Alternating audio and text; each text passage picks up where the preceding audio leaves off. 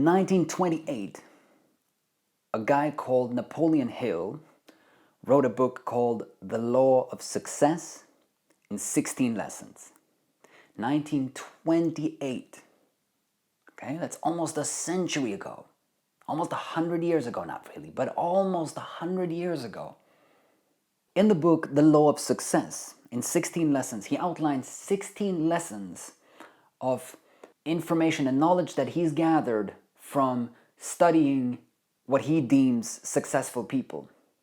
It's almost like this guy's a little bit obsessed, right? He spends years and years and years just researching and following and interviewing a lot of, at that time, successful people.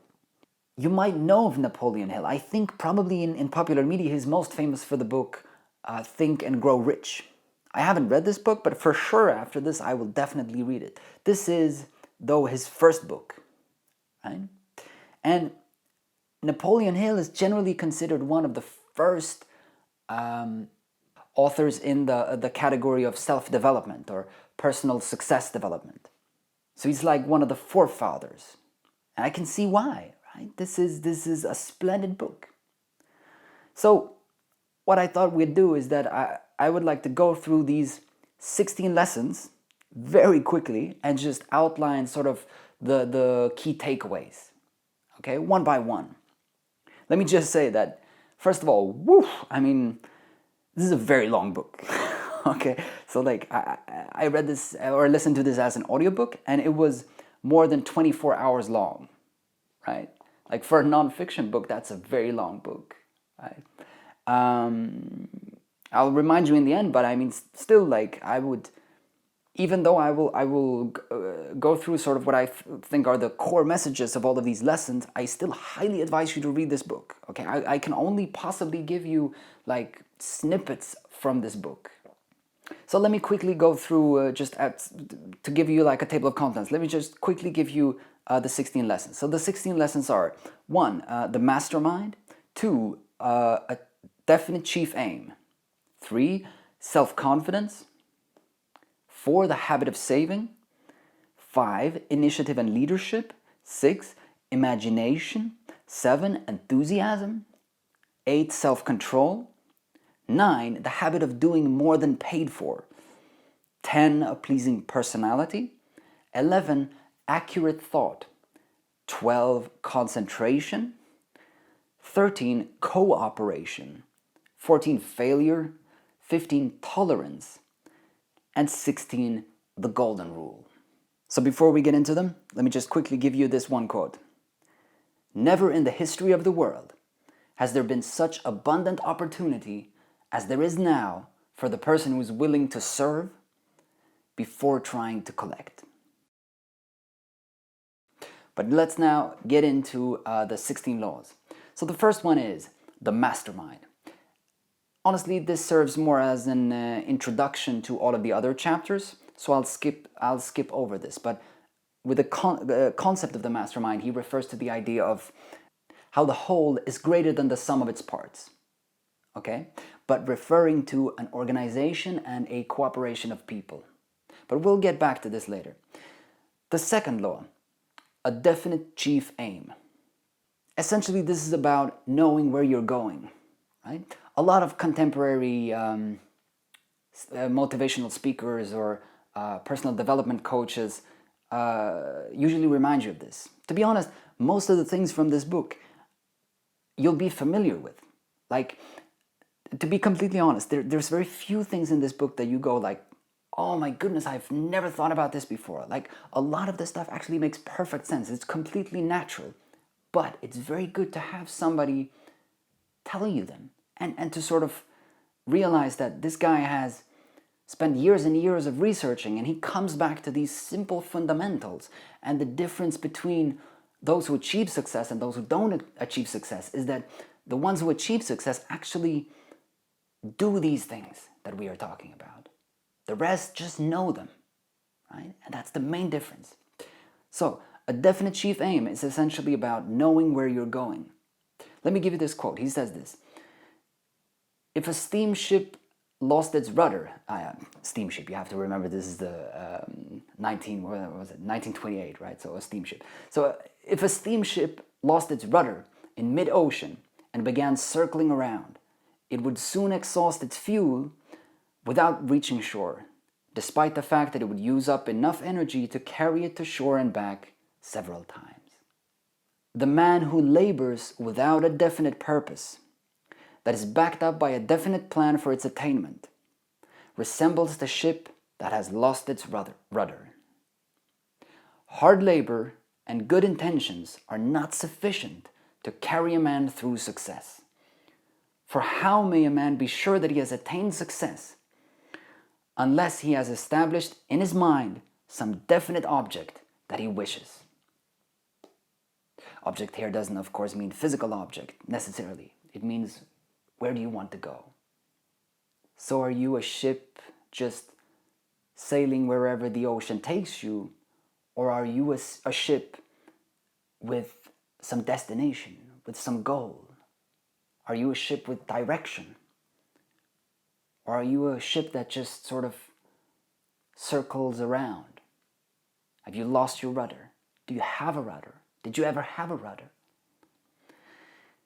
Further, he quotes Robert Louis Stevenson, who's the author of Treasure Island and Dr. Jekyll and Mr. Hyde. So he quotes him with this quote: "An aim in life is the only fortune worth finding, and it is not to be found in foreign lands, but in the self." This quote makes me very calm in thinking that it's like finding a direction, or finding satisfaction in your direction is more an internal activity rather than external activity, right? Like it's more about deciding where you want to go rather than the world telling you, or like you being outside and out in the world and discovering, like by accident, where you should be going. This quote sort of entails that there is no one direction, but the direction has to come from within you. I think it's a very empowering quote. Okay, so the second one was a definite chief aim, to know where you're going. Let's go on to the number three. Number three is self-confidence.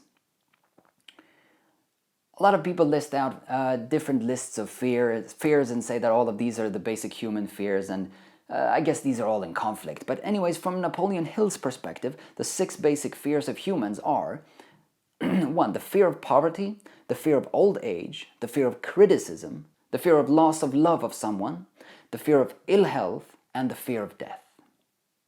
Whether or not you agree that these are the basic fears or not, I mean, I think we can all agree that these are very common fears.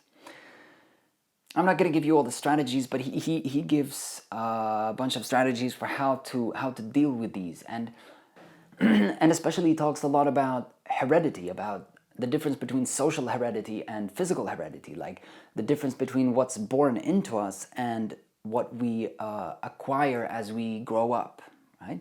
That sort of constant question of what do we inherit from our ancestors, and what do we actually construct in our lives, or how people shape us, right? So he tries to be really sharp in differentiating between what parts of our fears are sort of results of how we are brought up, and what we actually fear more as like animals in the world. If we focus more on how to actually handle self-confidence, or to bring self-confidence in handling or mitigating these fears, I think this is an interesting quote of his. He says that, "Is it not strange that we fear most that which never happens?" Like, I mean, if we just take the last one here, I mean, the fear of death. Most of the time we're not dead, right? Or the fear of ill health. I mean, most of the time we're healthy, right? But still we're like constantly afraid. He outlines a kind of interesting formula for creating self-confidence. So it gives us 5 steps. The number 1 step for self-confidence is to know that I can succeed, okay? So because I can succeed, I demand persistent, aggressive, and continuous action towards the attainment of my chief aim. Secondly, you must know that what you think about internally will manifest itself externally. Okay? So you must consciously imagine to be the positive version of yourself, the self-confident version of yourself, and not some destructive, do not fill your mind with destructive thoughts about yourself. The third one, he talks a lot about this concept called autosuggestion, and I sort of Googled this a bit and figured out that I think autosuggestion at that time is what we call placebo. Applying this to self-confidence, essentially what I think he means is that we can fool ourselves into thinking that we're self-confident. We can fool ourselves into changing our personality. We fool ourselves in thinking that we are a particular person, and then we actually will become that person. So the fourth point, remember your definite purpose in life and render service towards it before you are paid. Essentially, I guess the point here is that as you render service and receive gratitude towards rendering that service, you will grow in your persona. Your self-confidence will grow. And then number 5, I will engage in no transaction which does not benefit all whom it affects. Right? So only engaging in activities that you honestly feel are just for everyone involved will eventually grow your character and grow your self-confidence. There is no way to create long-term self-confidence if you are fooling people, right? If you're cheating people. You have to remain honest. So number 4 is the habit of saving. And essentially, I mean, he talks about the slavery of debt. And I guess that's kind of a strong wording to sort of equate debt with slavery. But as I gather from it, I mean, it seems like he talks about how it gives you, it constrains you, and it gives you no room for flexibility and no room for responding to potential opportunities or potential adversities. So actually he says this, it kills self-confidence, hope, and ambition. And about saving, I mean, we all know we should save, right? But again, remember that the difference between the successful people and the non-successful people is that the successful people actually do these things. The rest of us just talk about them. But the successful people do save systematically. What he says is this: if a man follows the systematic habit of saving a definite proportion of all the money he earns or receives in other ways, he's practically sure to place himself in a position of financial independence. If he saves nothing, he is absolutely sure never to be financially independent, no matter how much his income may be. It doesn't matter how much your income grows unless you're saving, right? Because you'll just spend it, and then you're back at zero or back into debt. So yeah, he categorizes debt in 2 ways. He says this, that the first kind of debt is the kind of debt that's incurred for luxuries that become a dead loss. What does this mean? This means buying a luxurious car, an expensive car, or buying a new smartphone when you already have a high-end smartphone, or replacing your already functioning laptop with a newer laptop, right, etc., etc., etc. Buying a new furniture, right, when you have fully functional furniture. The second kind of debt is debt that's incurred in the course of professional or business trading, which represents service or merchandise that can be converted back into assets. Okay? If I'm generalizing, I think what he says is that if you spend money on something that later on can provide you with an income, then that's a different kind of spending. Okay? He talks about debt. I think we should talk about costs in general. Okay, I think we should sort of overgeneralize what he's saying. It's not just about debt, it's about all kind of spending. Either you are spending for personal pleasure right now in a way that the things that you are buying or the services that you are buying are only increasing your personal happiness right now, or essentially they're only giving you pleasure, right? They're not increasing your, potentially giving you the chance of increasing your resources in the future. The second kind of spending is the kind of spending that gives you a chance of increasing your resources in the future. Okay? Two very different things. So this is not in the book, but I just assume that if you draw a sort of quadrant diagram, you could quickly figure out that there are different ways of combining these. Like in one extreme, we would have the case of doing things that's only that you don't like to do and that gives you no chance of creating wealth in the future, right? And in the other extreme, we would have the sort of quadrant where you do things that you do like to do, that gives you personal pleasure, and that also gives you a chance to create or increase your resources further on in the future. Okay, and then there's obviously four quadrants in this quadrant diagram. So whenever you're spending resources, be it time or be it money or be it something else, know where you are in this diagram and systematically say, okay, is this a sensible thing to do? Given my chief aim, is this a sensible thing to do?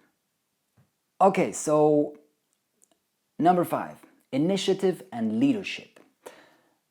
He gives us a lot of information and a lot of tips, but he also gives us sort of 3 key steps. As I interpret it, the 3 key steps are: 1, that you positively, absolutely have to eliminate procrastination. In order to be a leader, you have to keep moving forward and never procrastinate. Number 2, he talks about how to create an environment of initiative, right? To have people around you that take the initiative, okay? How do we do this?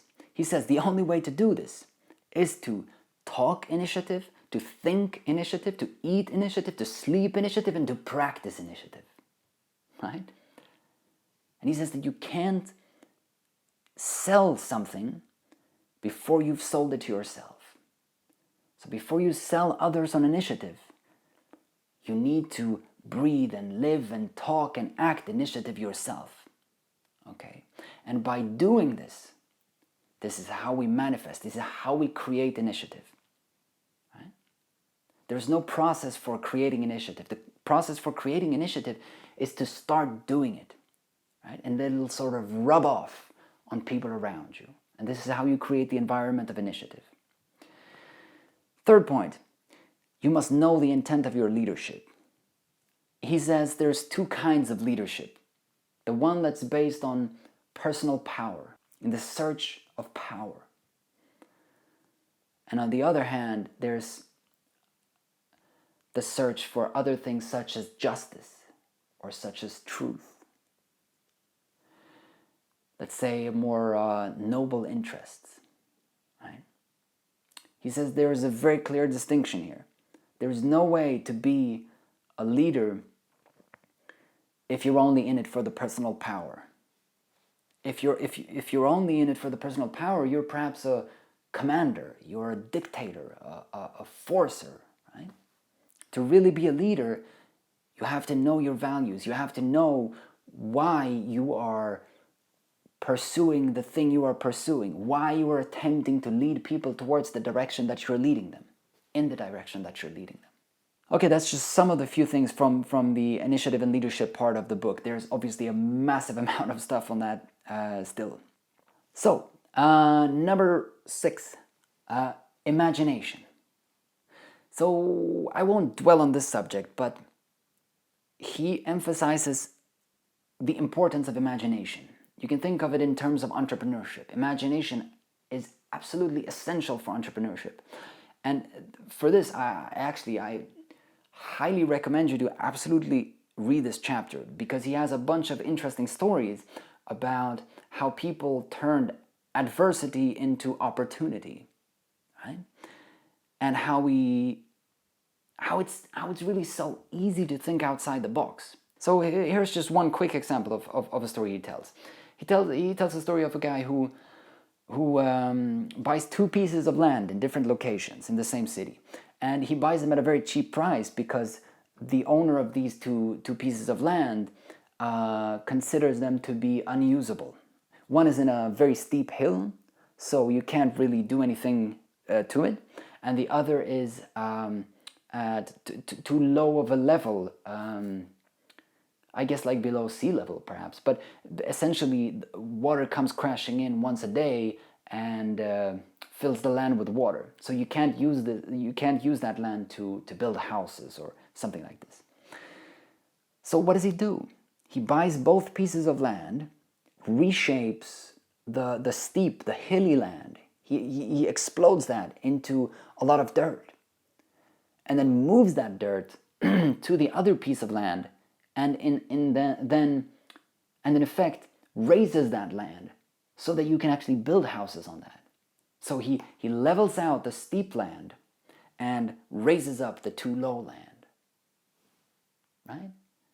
I mean, in essence, it's about how you have two things that are in and of themselves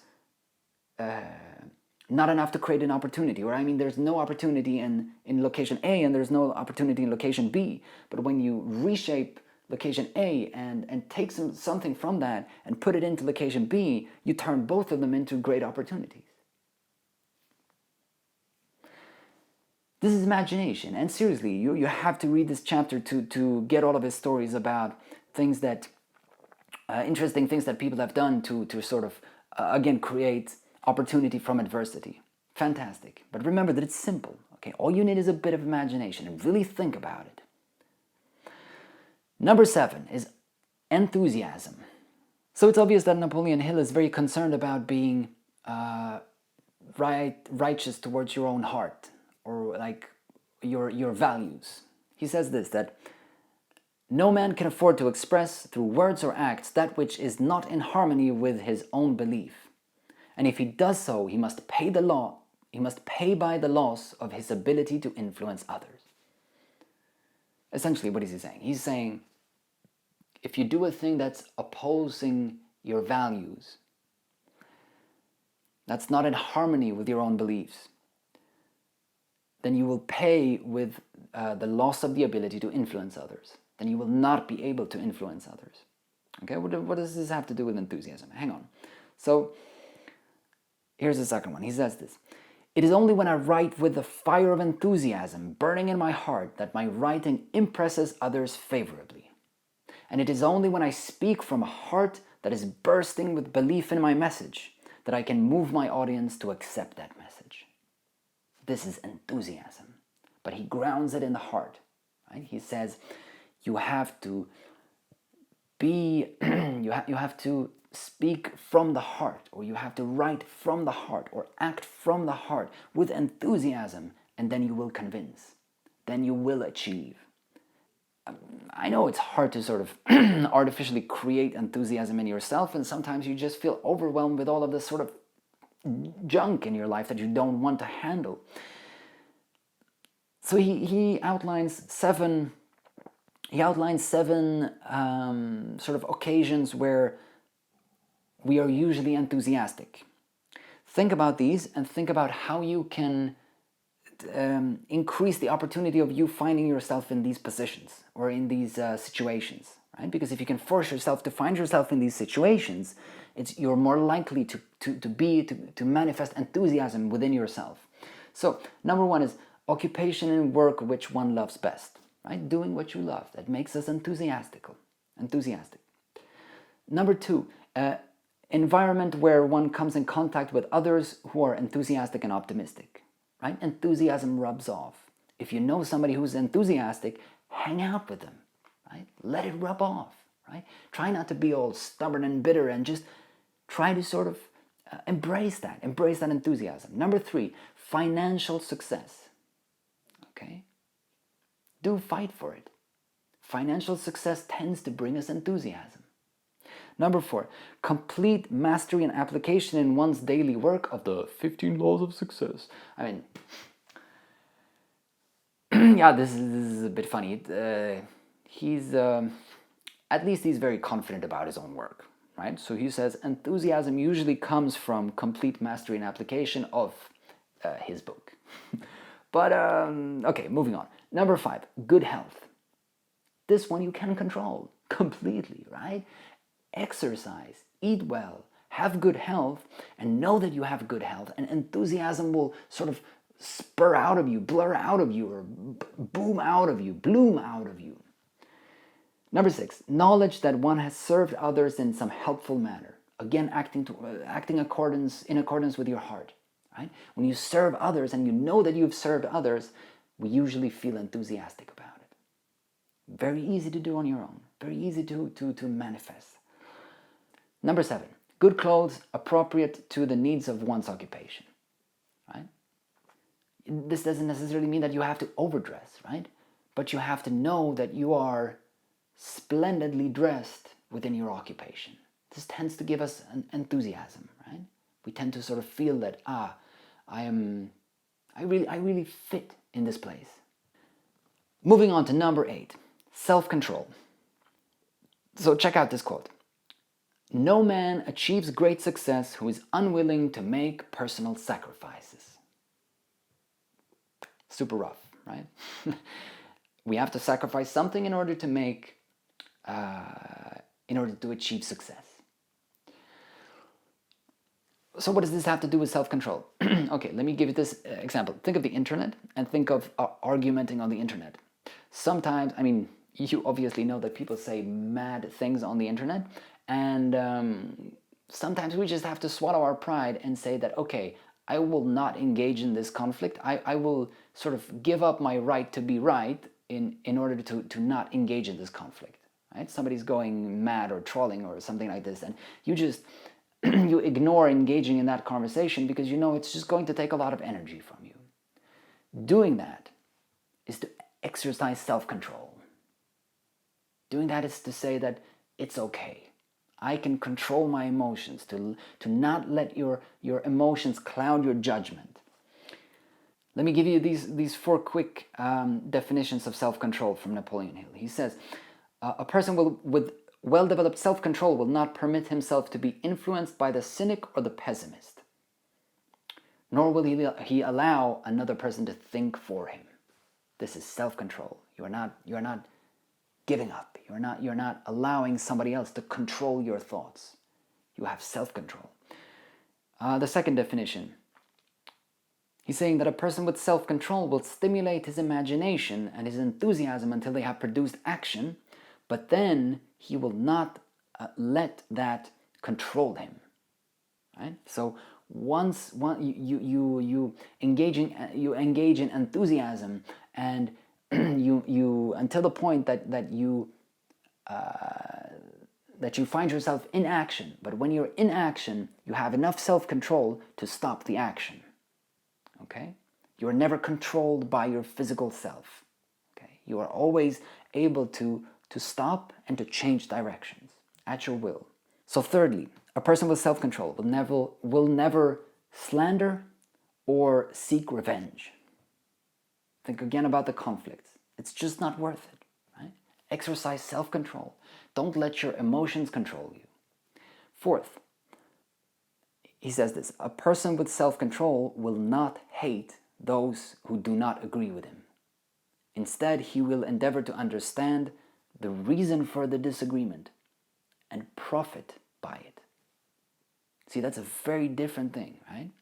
Either you can fight and fight and fight until you prove somebody wrong, or you can find out why you think differently and profit from it. All right, on to number 9, the habit of doing more than paid for. Okay? In today's times, this is actually kind of a controversial statement, like doing more than you're paid for. So I live in Sweden. In Sweden, the unions talk about how there is no such thing as free work. I mean, working for free. Right? Work has to be paid. Naturally, I agree with this, of course. But thinking from your own perspective, this kind of makes sense. Think of it this way. He says this, do not try to reap before you have sown. Do not try to reap before you have sown. That makes perfect sense, right? You can't reap what you have not sown. He tells this through a short story, which I believe is very telling for the nature of this sort of rule. So he's out lunching with 2 people, and one of the persons say to the other person, I have just found out what this man is doing. He's putting himself ahead in the world by first helping others to get ahead. Right? To get ahead, you have to first help others get ahead. Right? You help yourself by helping others first. Essentially, he boils the law down to this. If you render more service than for which you are paid, then you will soon be paid for more than you render. He calls this the law of increasing returns. Right? It's funny because economics has the law of diminishing returns. But, all right, moving on. Number 10, a pleasing personality. I won't dwell on this, but essentially his point is that you have to have a pleasing personality for people to want to do business with you. So he gives a lot of tips, but let me just give you one. He says this, that you should take a keen heart interest in the other fellow's game in life. Okay? Figure out what the other person cares about and then care about that. Honestly and wholeheartedly. Right? Not shallowly. Obviously, you shouldn't. If you try to pretend to care, people will know. Okay? Don't try to pretend to care. You have to actually care. All right, moving on. Number 11 is accurate thought. Okay? Thinking accurately. He talks about two fundamentals. He talks about how we need to separate fact from fiction, number 1. And number 2, how we need to separate the important from the unimportant. And he's ruthless about this. It's quite funny. He says that the only thing that's important, the only facts that are important, are the facts that help you move towards your chief aim. Everything else, out of the window. Right? Ruthless. Okay? But I think these two kind of make sense. The first one says, again, that you should be wary. You should you should be very wary of whether you are considering fact or whether you are considering fiction. Whether it's a speculation or whether it's fact. And secondly, that you should separate what's important, you should keep thinking about what's important, and you should not keep thinking about what's unimportant. Spend your time properly.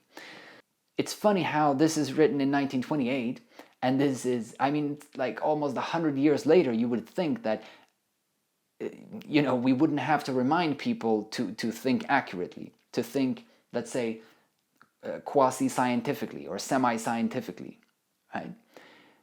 That people shouldn't just randomly speculate and always just feel their way through. Like when you make important decisions, you should consider the facts. You should figure out whether things are facts or not.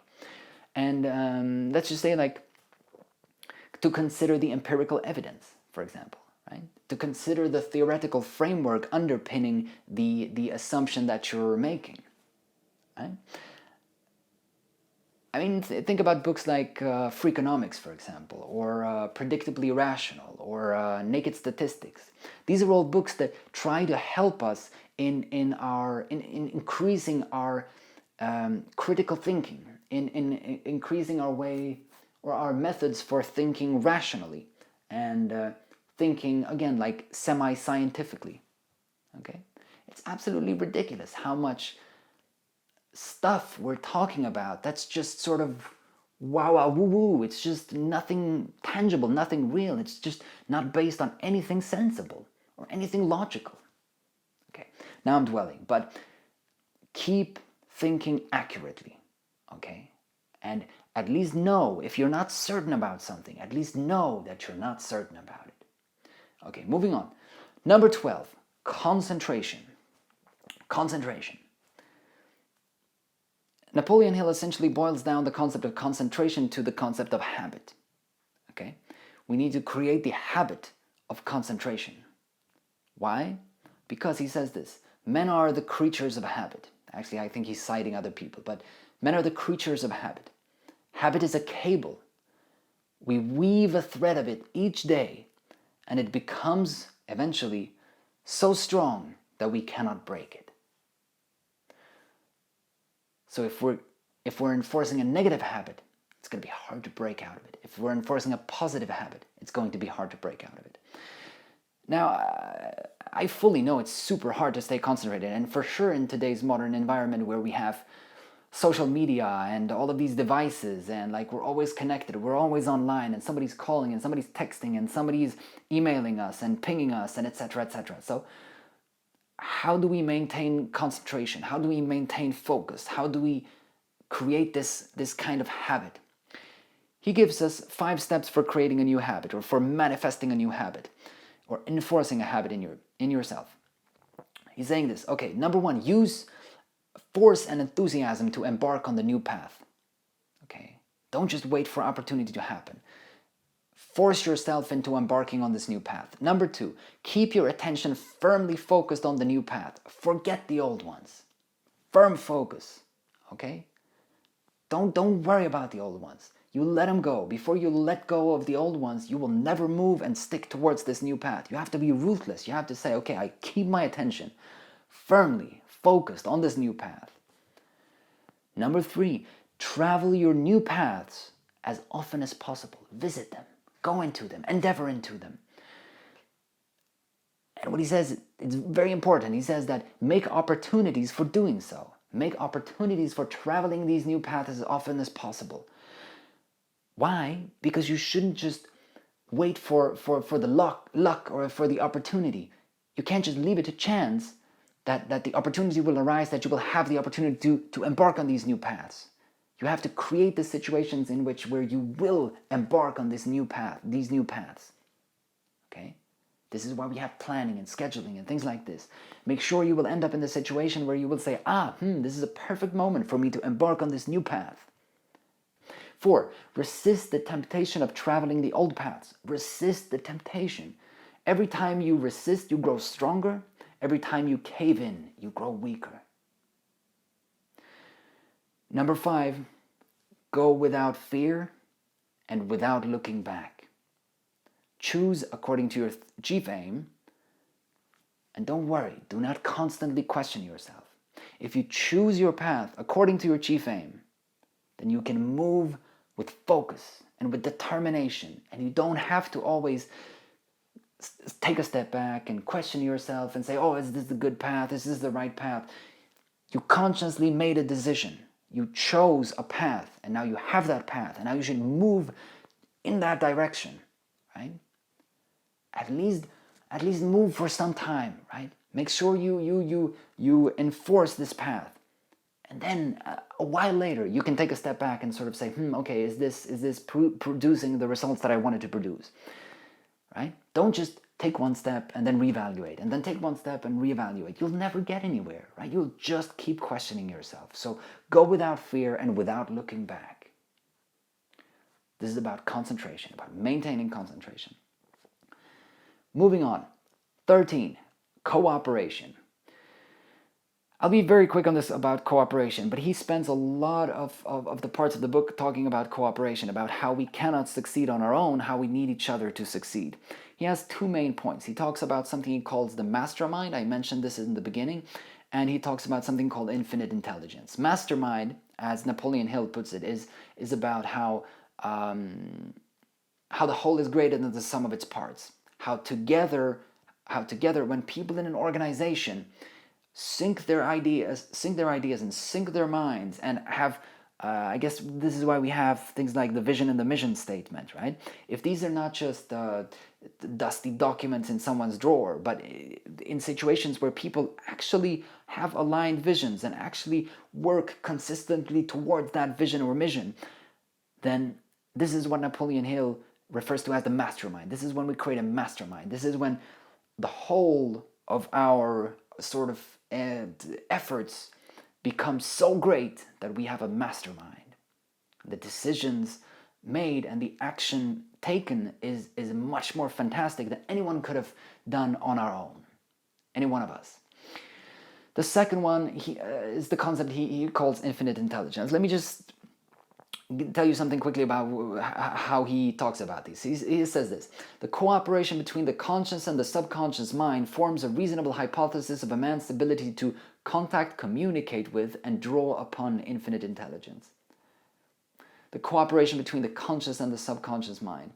I mean, to be honest, this is a little bit too much of pseudoscience for me. Like, quite honestly, I haven't really said this, but I should have had a massive disclaimer in the beginning. Like, firstly, I should have had a massive disclaimer because he says a lot of stuff that's sort of questionable in today's day and age. Like, I think I haven't researched his life, but I would assume just from reading this book that this guy is actually very. He feels like a warm person. He feels like a wholeheartedly like a person with good intents. Okay, but given that this is from 1928, the language in this book is sometimes actually quite. It kind of makes your stomach go whoops. Like there's stuff about gender and ethnicity and economic equality. There's a lot of stuff that's sort of like politically questionable in this day and age. So that's a massive disclaimer. But okay, so the second massive disclaimer is that there's also a lot of pseudoscience. Like seriously, this guy, he talks about accurate thought, but he there's a lot of speculation, right? And there's a lot of stuff where it actually feels like he's cheating. He's talking about stuff like atoms only to sort of give himself credibility, and then he says something that has absolutely nothing to do with the thing he was talking about, atoms. Like he would say things like, I'm as sure of this as I am that H and 2 and O creates water, right? Like there's no correlation between the two statements, right? But he sort of does that like in a way of like he cheats you, right? Either way, I mean, you have to look beyond these sort of weird points, right? Like I promise you, there's still a lot of valuable stuff in this book. But okay, this is where I draw the line. He talks about infinite intelligence, and I think he's onto something, but I have to read up more from outside of what he's actually talking about, right? So it's in order to form an opinion myself before I sort of have any opinion on this. But it's about cooperation, right? Essentially, just to understand what his main points are about cooperation in this book, you can consider this quote. He says this: when a man really finds himself at the top of the ladder of success, he is never alone, because no man can climb to genuine success without taking others with him. Obviously, this was the whole gender thing. Like, you will notice that all of these quotes are about men, but you have to generalize and think anyone. Moving on. Number 14, failure. I won't dwell on this either, because I think this is something that's sort of, we've definitely accepted this kind of notion as a society. He says failure is nothing more than temporary defeat. It's temporary, and it's temporary defeat. It's one down, but you're up again. Failure does not mean your life is over. Okay? And he says also, and temporary defeat is a blessing in disguise. But I think we all kind of know this now, right? Like, it's good to fail. If you haven't sort of accepted this fact yet, think about it. Think back to the times when you've failed, and think about what you learned, right?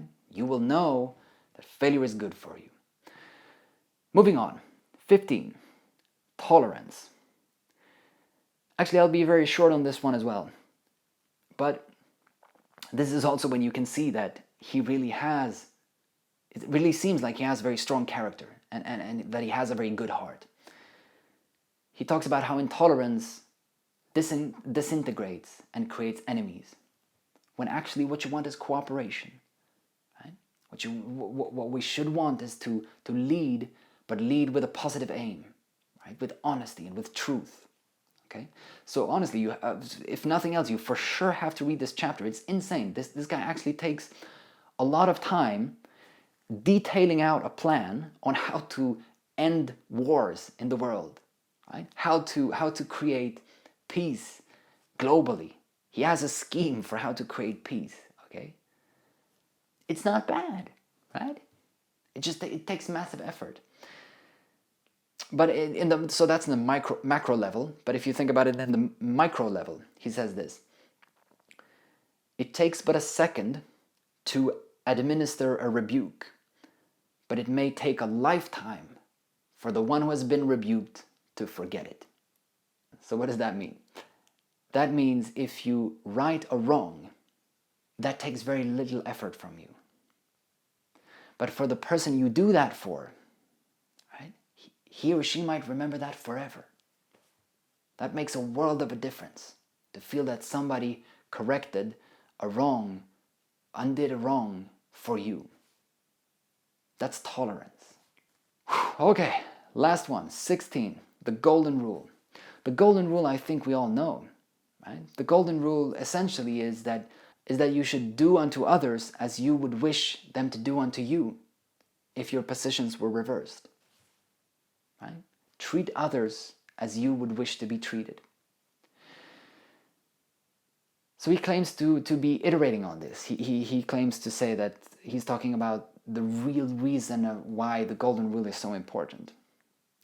Essentially, it seems like he's talking about karma, or about how what goes around comes around. He says that the real reason that the golden rule is so important is not that you need to have, I mean, this sounds kind of strange, but I guess it sounds like that you should, it's not necessarily because you must have respect for other people, but essentially because if you do bad unto others, bad will come back and hit you in the face. Right? That's not what he says explicitly, but essentially, if you do bad towards others, bad will come back to you. All right. Whew. It's a massively long book. Obviously, you notice that there's a bunch of information. There's just so much stuff here, right? So it's very hard to go over quickly. I would absolutely, positively, absolutely recommend this book. Okay? For sure. It's going to be a struggle to get through. There's going to be a lot of repetition. You're going to say, oh, I've heard this. But there's just so much good stuff here. There's so much good stuff that that makes you think, I know this, but why am I not doing this? Right? It makes you question yourself in the very best of ways. Let me just end up with these two quotes from the book. First one, the person who receives no pay for his services, except that which comes in his pay envelope, is underpaid, no matter how much money that envelope may contain. Final quote. The person who sows a single beautiful thought in the mind of another renders the world a greater service than that rendered by all of the fault finders combined. I mean, depending on how you want to interpret this, he might be talking about himself, which is quite hilarious because, again, he's quite sort of overwhelmed by himself. But also, it's a fantastic quote.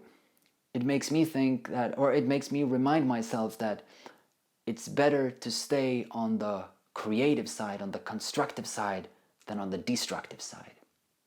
It's better to be part of creating a better world rather than to constantly criticize the existing world.